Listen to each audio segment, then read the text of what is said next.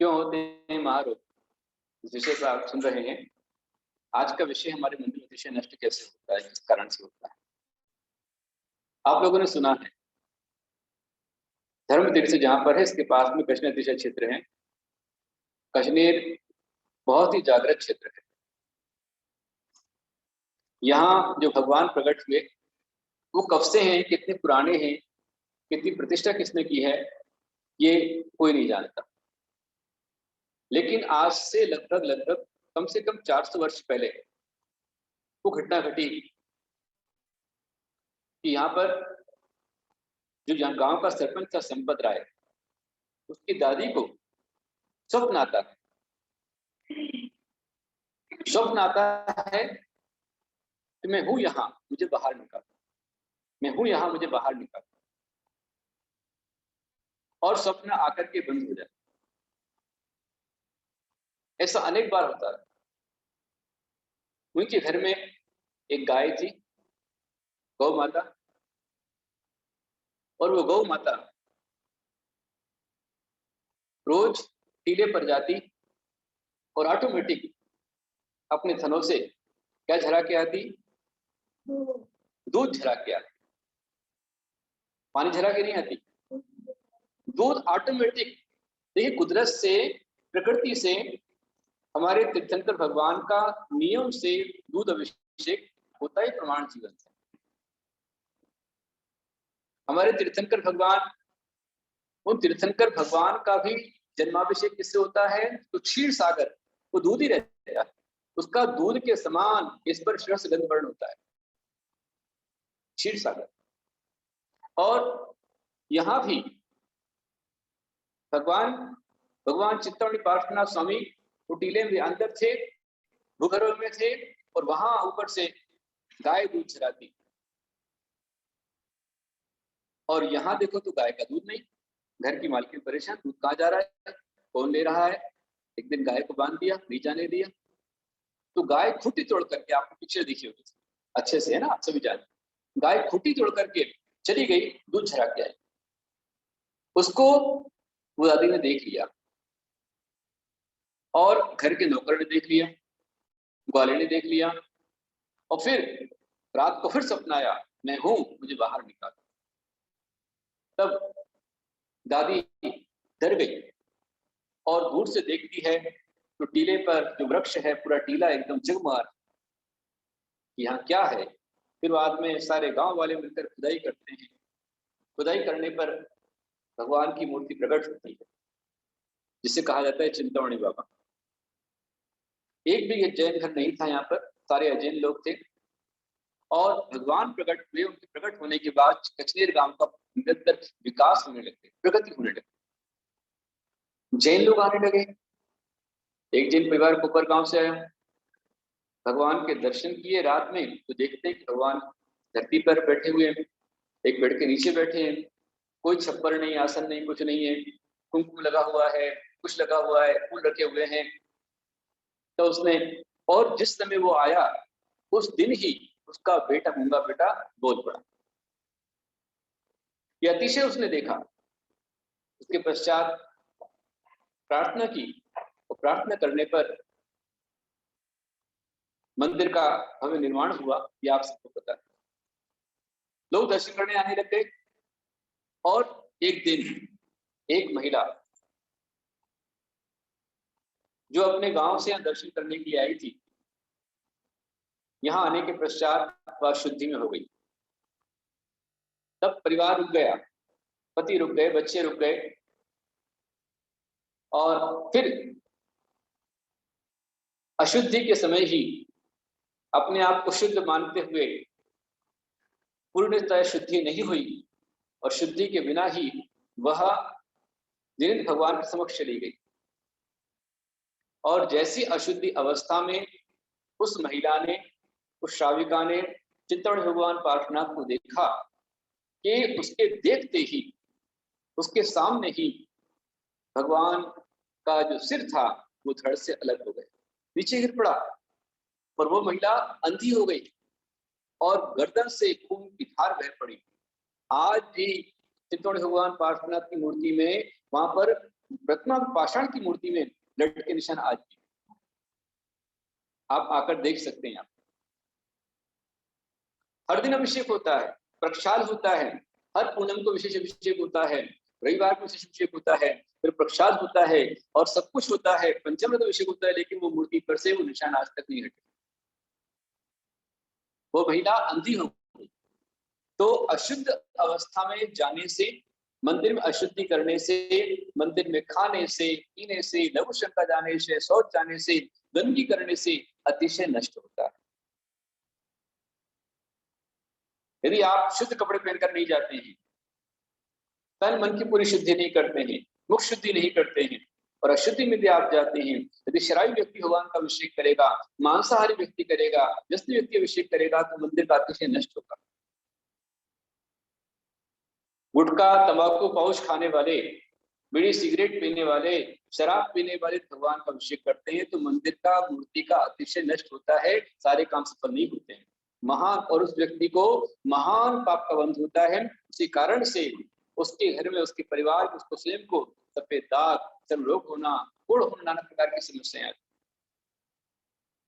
जब मूर्ति खंडित हो गई, पूरे कचनेर गांव में मातम पसर गया, सन्नाटा छा गया, खाना पीना बंद हो गया, सब रो पड़े, सब दुखी उदास हो गए। फिर तय हुआ कि दूसरी मूर्ति लेकर आएंगे, दूसरी मूर्ति की व्यवस्था की गई। पर महावीर स्वामी जो जितपुर से आए, वह प्रतिमा अंदर नहीं जावे और भगवान पार्श्वनाथ की मूर्ति बाहर ना निकले। छोटी सी मूर्ति आपने तो इतनी भारी हो गई, पहले नहीं उठा नहीं पाए। फिर सपना आया कि मुझे पानी में डालने की आवश्यकता नहीं है, गर्भगृह के अंदर ही गड्ढा खोदो, घी शक्कर का घोल उसके अंदर डालो, उसमें रखो, मूर्ति अखंड हो जाएगी। और घी शक्कर घोले मूर्ति अखंड हुई। अखंड रूप से महामंत्र णुकार का पाठ किया गया। 7 दिन लगातार णुकार का पाठ चला और जब णुकार का पाठ हुआ, उस महिला ने अपनी गलती को स्वीकार किया कि मेरे द्वारा अपराध हुआ, क्षमा कीजिए, मेरे अपराध को क्षमा कीजिए, मैं आगे से कभी ऐसी गलती नहीं करूंगी, ये भावना की। तब जाकर के 7 दिन पश्चात भगवान अखंड रूप में प्रकट हुए और पहली दृष्टि उस महिला पर पड़ी और उसकी वापस नेत्र ज्योति आ गई। कहने का तात्पर्य है, ये साक्षात लाइव जीवंत घटना कचनेर की है, जो हमारे पास में है। कई लोगों ने देखा, अनुभव किया है, कई पिक्चर बन चुकी हैं। तो मंदिर में खाना पीना, अशुद्धि करना, इससे मंदिर में अतिशय, मूर्ति का अतिशय नष्ट होता है, मंदिर में अतिशय नष्ट होता है। और पाप का, चोरी का, अन्याय का माल यदि आप मंदिर में लगाते हैं तो मंदिर में लगाने पर मंदिर में चोरियां होती है, मंदिर में झगड़े होते हैं। यदि हिंसा का पैसा, किसी की शराब की दुकान है, शराब की होटल है, रेस्टोरेंट बार है, बियर बार है, वेश्यालय है, कतर खाना है, पाप का पैसा है, हिंसा का पैसा है, और यदि हिंसा का पैसा मंदिर में लगता है तो परिणाम हिंसक बना देता है। मंदिर का यदि आय नक्षत्र बराबर ना हो, यदि मंदिर में श्वान आय होगी तो मंदिर में आपस में झगड़े होते रहेंगे। श्वान मतलब कुत्ता होता है, तो कुत्ते के समान व्यक्ति झगड़ता रहे। इसलिए मंदिर की जो आय होती है वो ध्वज आय होना चाहिए। आपके घर की आय वृषभाय होना चाहिए। वृषभाय यदि आपकी होगी तो आप स्वस्थ रहेंगे, सुखी रहेंगे और अच्छे रास्ते पर चलेंगे। ये परम आवश्यक है।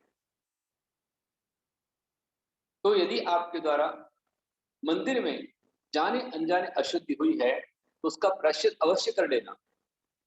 इस भाव में, पिछले भाव में, किसी और भाव में, मनुष्य पर्याय में, तिर्यंश पर्याय में, जैसे कुत्ते बिल्ली आ जाते हैं मंदिर में और कुत्ते बिल्ली आकर मंदिर में गंदा कर जाते हैं, अशुद्धि कर जाते हैं, उन्हें भी कर्म भोगना पड़ता है। पर्याय में जब कोई मनुष्य बनते हैं उनको फिर महारोग। इसलिए यदि आपका निरंतर स्वास्थ्य खराब है, हर समय आए दिन कभी सिर दुख रहा है, कहीं पेट दुख रहा है, कहीं बुखार आ रहा है, कभी खांसी जुकाम है, कभी कुछ हो रहा है, ब्लड प्रेशर है, शुगर है, डायबिटीज आदि है, तो अपने को उसका प्रायश्चित अवश्य करना ही चाहिए। ये परम आवश्यक। और वास्तुशास्त्र कहता है कि मंदिर में, अपने घर में, आपके घर में जाले नहीं होना चाहिए कहीं पर भी। जाले ना हो। यदि घर में आपके जाले रहेंगे तो 100% घर में नाना प्रकार की बीमारियां रहेंगी। यदि घर में भंगार सामान है, टूटा फूटा बेकार सामान पड़ा हुआ है, तो भी घर में बीमारियां आती हैं। इसलिए घर में कचरा इकट्ठा नहीं होना चाहिए। अपने घर के वास्तुशास्त्र द्वारा इसमें घर का जो मेन गेट होता है उसके पास कभी भी कचरा कुंडी नहीं होना चाहिए, कूड़ादान नहीं रखें। कूड़ा कचरा का डब्बा डस्टबिन वायर में रखा जाए और वो निरंतर साफ होता रहे, क्लीन होता रहे। कचरा फेंक दिया जाए बाहर, साफ किया जाए तो स्वच्छता रहती है। घर में मेन गेट पर जूते चप्पल नहीं रखना चाहिए और कचरे का डब्बा नहीं रखना चाहिए। घर में बेकार सामान, यदि आप जिन कपड़ों को यूज कर रहे हैं इसकी बहुत ज्यादा परिग्रह मत इकट्ठा कीजिए।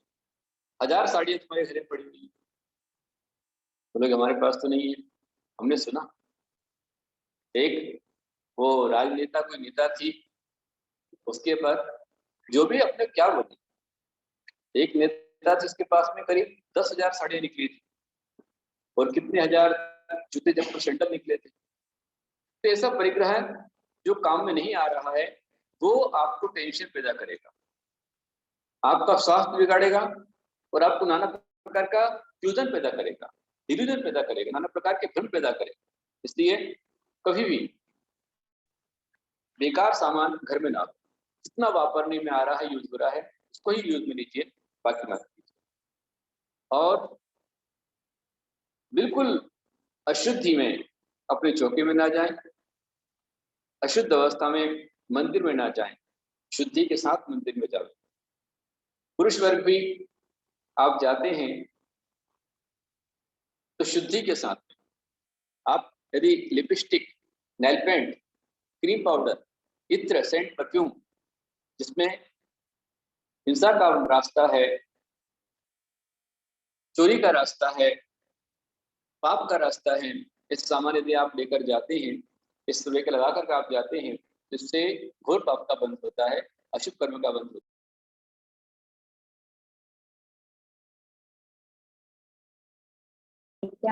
धार्मिक कार्य अशुद्ध अवस्था में नहीं करना चाहिए।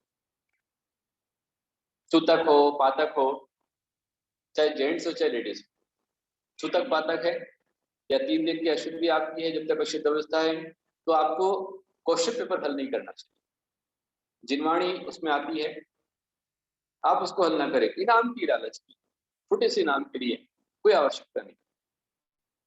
फिर समय आएगा जब भी करना हो, क्योंकि आप जिनवाणी के लिए और देव शास्त्र गुरु तीनों समान होते हैं। यदि आप मंदिर में भले से आपने नहान स्नान कर लिया है, घर पे स्नान किया है, और यदि मंदिर आप जा रहे हैं और मंदिर यदि आप cream, powder, scent, perfume, lotion वगैरह लगा करके जाते हैं जिसमें जीवों की हिंसा की गई है, जीवों को मारा गया है, हड्डी है, खून है, चर्म है, तो ऐसी अवस्था में वो अशुद्ध चीज लगाकर जाने पर आपको नरक आयु का बंध होगा और आपको नाना प्रकार के रोग होंगे, संकट होंगे। प्राय करके दूध के साथ में नमकीन नहीं खाना चाहिए।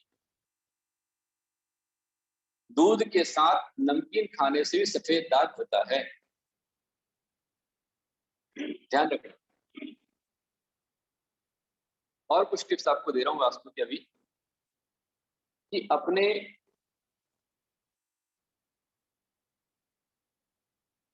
मैं क्यों बोलूं भाई, चप्पल का बॉक्स कहां पर हो? आप तो चप्पल छोड़ दो, जूते छोड़ दो, जहाँ बताया उसको छोड़कर उसकी बात। और सपना जी चंद्र षष्ठी व्रत कब है? धन्य हो सपना माता, आपकी बलिहारी। लगातार 22 तारीख से रोज बता रहा हूं।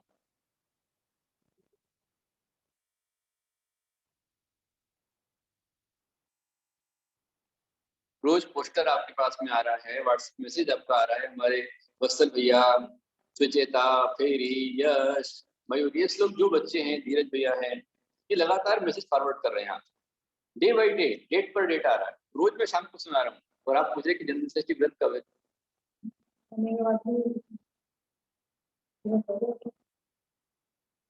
एक बात ध्यान रखें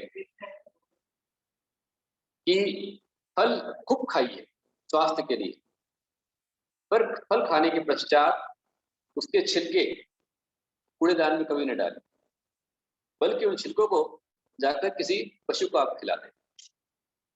किसी पशु के पेट में यदि छिलके भी आप खिला देते हैं तो इसलिए खा करके आपको बहुत बड़ा लाभ देते हैं। ये बहुत बड़ा टिप्स आपके लिए। और घर की छत पर अनाज नहीं सुखावे, न धोवे, सुखा सकते पर धो नहीं सकते। ऐसे ही बिस्तर उन्हें भी घर की छत पर जाकर के नहीं धोना चाहिए, इससे आपस के संबंध बिगड़ते हैं। ये विशेष ध्यान देना है। और मैं हमेशा आपको बताता हूँ, फिर लिखा चंद्र षष्ठी का व्रत कब है, प्रतीक्षा कल्पना कौन लिख रहे हैं? अरे पोस्टर तुम्हारे पास में आ गए।